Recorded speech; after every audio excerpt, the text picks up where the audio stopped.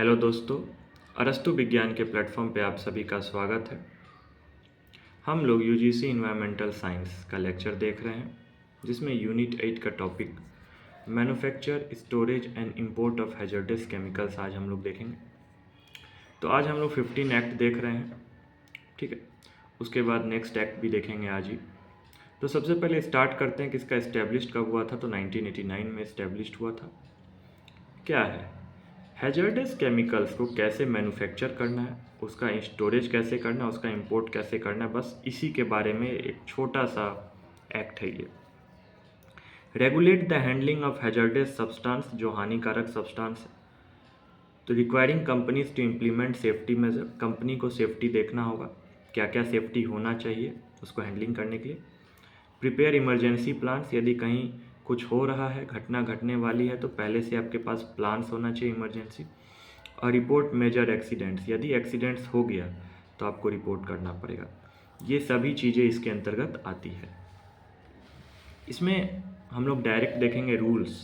कौन सा rules? Amendment rules.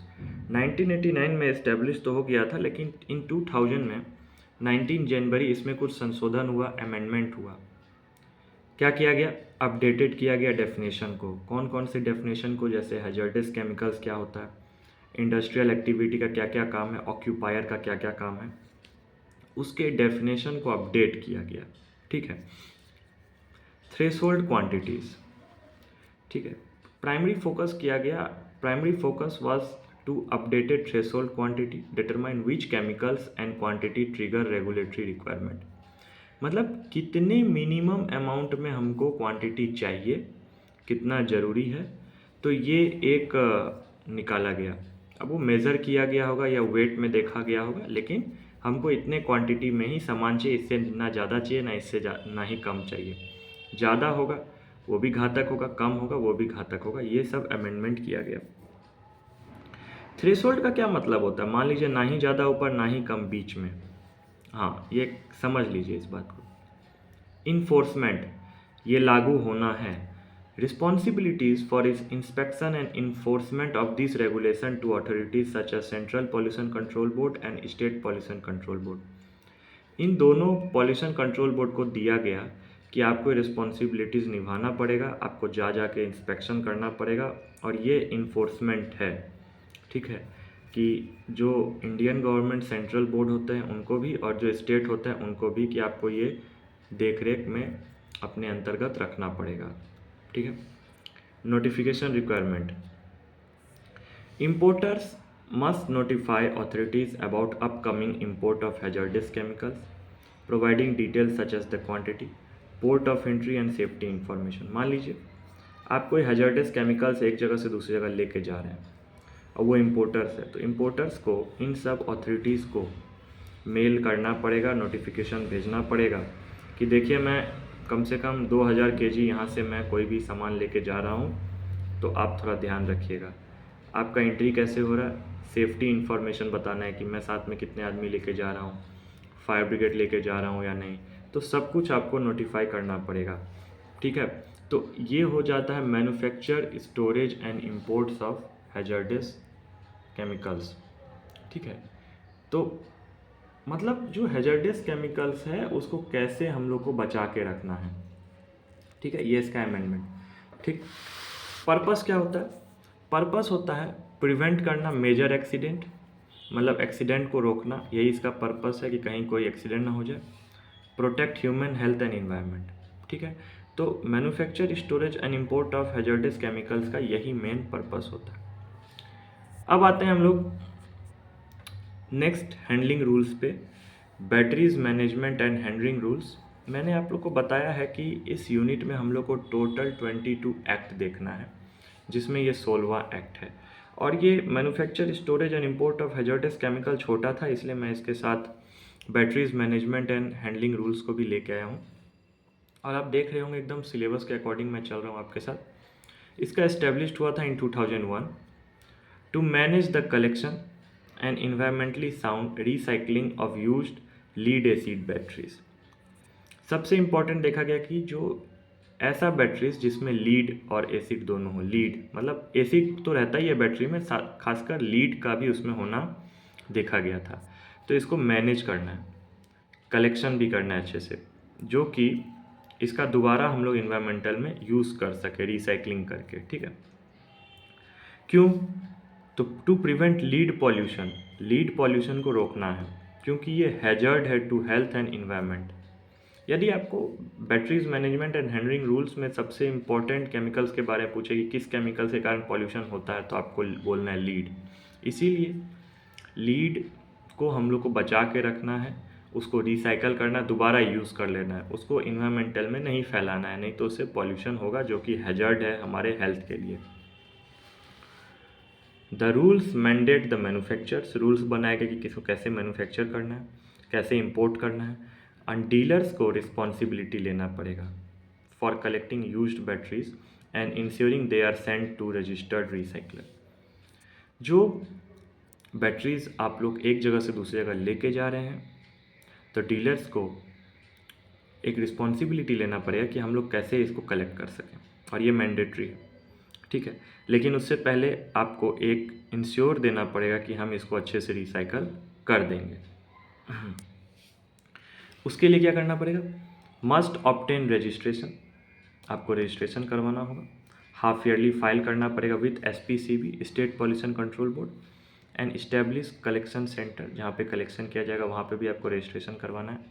While recycler must also register and maintain records for inspection, recycler को भी register करना पड़ेगा और इसका इंस्पेक्शन करने के लिए जो कंट्रोल बोर्ड है उनको देखना पड़ेगा, जाना पड़ेगा।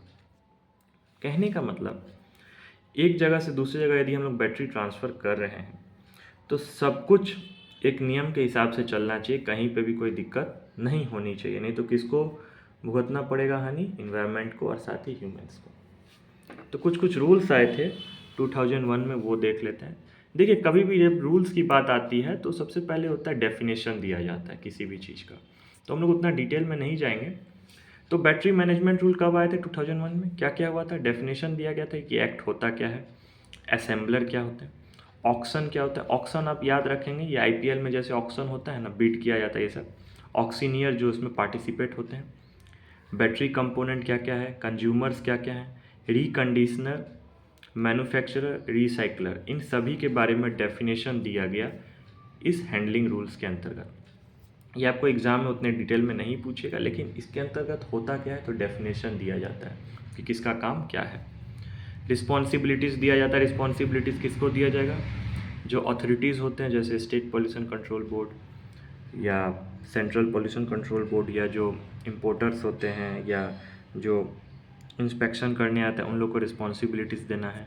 रजिस्ट्रेशन तो आपको कराना ही है, registration of importers, custom clearance, ये सब इनकम टैक्स का विभाग है कि आपको सब कुछ क्लियर होना चाहिए, कहीं पे भी कोई दिक्कत नहीं होना चाहिए। अब आइए, रिस्पॉन्सिबिलिटीज़ दिया जाता है डीलर्स को, ड्यूटी लागू कर दिया जाता है CPCB को, तो ये सब control board, central pollution control board को भी ड्यूटीज़ देना पड़ेगा। अमेंडमेंट क्या क्या देखा गया, अब इसको ध्यान से देखिए। अब ये 2010 में लागू किया गया अमेंडमेंट, अपडेट कर दिया गया टर्म को, जैसे मैन्युफैक्चरर, असेंबलर, रिकंडीशनर को बदल के कर दिया गया मैन्युफैक्चरर, इंपोर्टर और बल्क कंज्यूमर। रिकंडीशनर की जगह पे क्या कर दिया गया? Bulk consumer. तो ये अमेंडमेंट किया गया, संशोधन किया गया, टर्म को चेंज किया गया। To improve the management of batteries के मैनेजमेंट को इम्प्रूव किया गया by delegating authorities and updating registration requirement, जो जो ज़रूरी थी उसको अपडेट किया गया। CPCB granting registration to new lead AC battery importers, requiring all dealers to register with their respective SPCB and introducing bulk consumer as a category। जैसे आपने मैंने ऊपर बता दिया है कि रिकंडीशनर को चेंज करके किया गया बल्क कंज्यूमर को, तो इसको फिर से रजिस्ट्रेशन करवाना पड़ेगा यदि आप न्यू लीड एसिड बैटरीज़ को इंपोर्ट करते हैं या CPCB उसको ग्रांट करते हैं। ठीक, ग्रांट मतलब पैसे देना। तो सभी डीलर्स को रजिस्टर करवाना पड़ेगा, कहाँ? स्टेट पॉल्यूशन कंट्रोल बोर्ड के अंतर्गत, और एक कैटेगरी बनाया जाए बल्क कंज्यूमर का, क्योंकि ये नया लागू किया गया था। Dealer registration required to register with state pollution control board for a period of 5 years, और हर 5 साल पे डीलर को रजिस्ट्रेशन करवाना पड़ेगा। कहाँ पे? स्टेट पॉल्यूशन कंट्रोल बोर्ड के पास। तो ये एक न्यू अमेंडमेंट रूल्स लाया गया था battery acid management and handling rules 2010 के अंतर्गत। तो आज के लेक्चर में हम लोगों ने दो एक्ट के बारे में देखा। एक बैटरीज मैनेजमेंट हैंडलिंग रूल्स को देखा। मैं आपको फिर से ये एक आप नोट्स अच्छे से बना पाएँ। और साथ में हम लोगों ने manufacture, storage and imports of hazardous chemicals को अच्छे से देखा। तो आज के लेक्चर में हम लोगों ने दो एक्ट के बारे में देखा। हम लोग नेक्स्ट लेक्चर्स में भी अलग एक्ट को लेके आएंगे, जिसमें मैं फिर साथ में दो लेक्चर्स को देखूंगा। ठीक है, मैं रेगुलर इसमें वीडियो डालते रहूँगा, लेकिन मेरा मेन मकसद है यूनिट 8, क्योंकि वहाँ से ज़्यादा क्वेश्चंस पूछे जाते हैं। यूनिट 1 आपके प्लेलिस्ट में है, यूनिट 10 भी प्लेलिस्ट में है। यूनिट 10 में 2-3 लेक्चर्स बाकी हैं जो मैं कवर कर दूंगा कुछ दिनों में, और यूनिट 8 भी मैं कंप्लीट करा दूंगा। तो ये 3 यूनिट आपके 2025 दिसंबर से पहले कंप्लीट हो जाएगा। ठीक है, आप मुझे कमेंट में बताएं कि आपको ये लेक्चर कैसा लगा। आप अपने दोस्तों को शेयर करें। और सबसे इम्पॉर्टेंट बात, यूजीसी नेट इन्वायरमेंटल के साथ साथ आप किसी भी सेट या गेट एग्ज़ाम की तैयारी कर रहे हैं, चाहे स्टेट लेवल यूनिवर्सिटी का एग्ज़ाम का तैयारी कर रहे हैं, तो वहाँ पे भी ये सब टॉपिक्स आपके लिए बहुत ही हेल्पफुल है।